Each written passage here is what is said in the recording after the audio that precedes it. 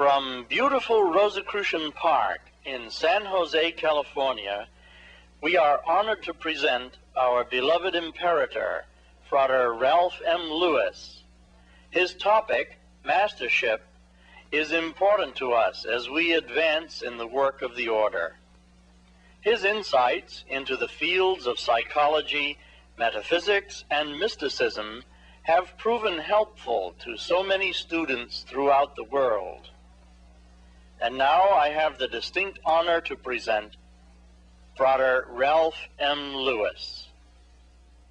The term mastership is used both as an incentive and as a mark of distinction. As an incentive, it intends to inspire one to ultimate attainment in some perfection. As a distinction, mastership signifies an excellence of accomplishment. It is necessary for us to realize that mastership has no quality in itself. If one is said to be a master, the question arises, a master of what? Consequently, mastership must always be related to some human function. Therefore, we offer the definition that mastership is perfection of some art, technique, or skill. Mastership is not had in knowing or in knowledge alone.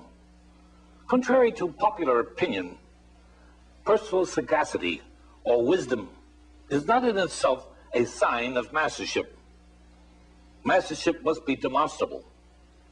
It is action. It is objective. Mastership must be in an art, technique, or skill because it is applied knowledge.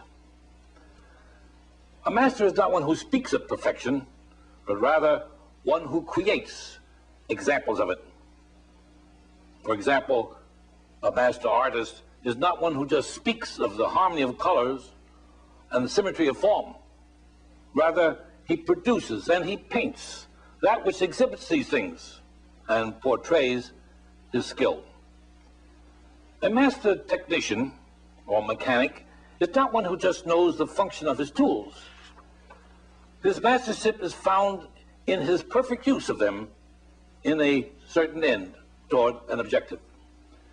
We must further realize that one is not born a master because, as we have said, mastership only comes by excelling in some effort. Mastership, we repeat, is not a thing in itself, but a state which has to be attained. Now, one may be born with certain attributes or talents.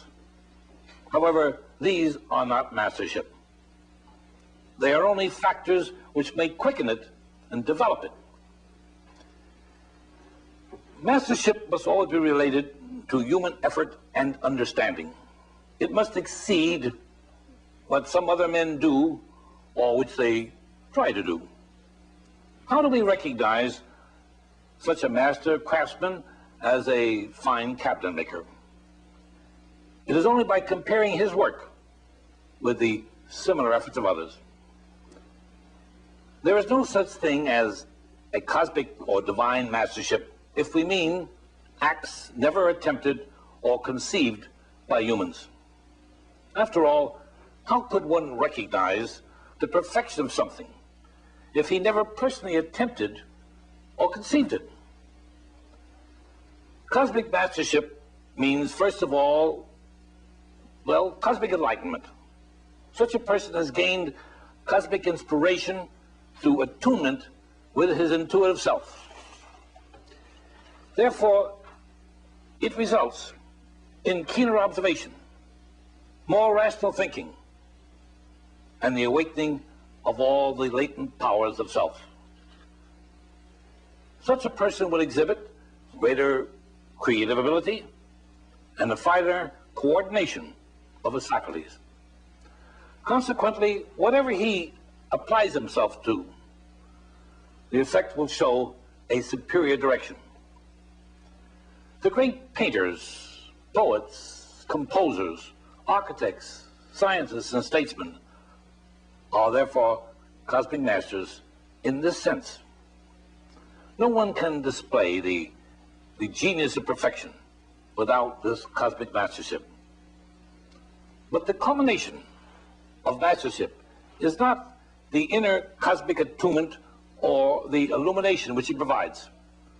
The finality of mastership is the excellence that comes in a performance, that is, a doing of some kind. Great religious leaders and founders have been heralded as cosmic masters.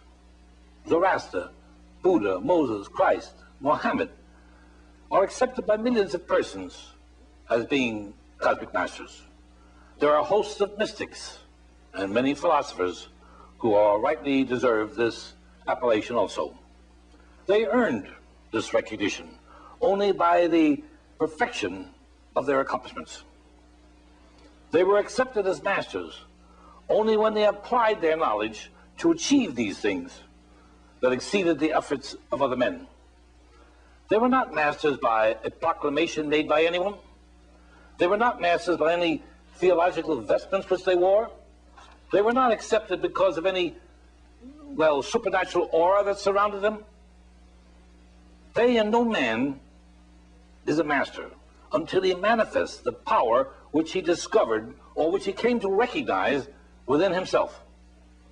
Simply put, mortals earn their mastership. It is not bestowed upon them. Each of us becomes a master because there are degrees of mastership. In the commonly accepted sense, a cosmic master is one who has attained a universal perfection. By that we mean, to whatever aspect of life he directed his consciousness and powers, he excels in it. He has a greater command of nature and of himself through a greater understanding.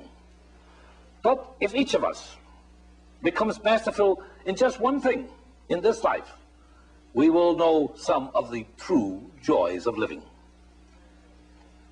At some time, each of us has done something so well that we knew it could not be improved upon. It may not have been of great importance to anyone else but us, but we had an exhilarating satisfaction in its perfection. We had brought our minds, hands, and certain objects and forces of nature into a harmonious unity. The satisfaction of mastership is this realization of harmony objectified, that is, brought into reality. It is not a harmony which is realized exclusively within us. It is a harmony projected outward into something which has been achieved.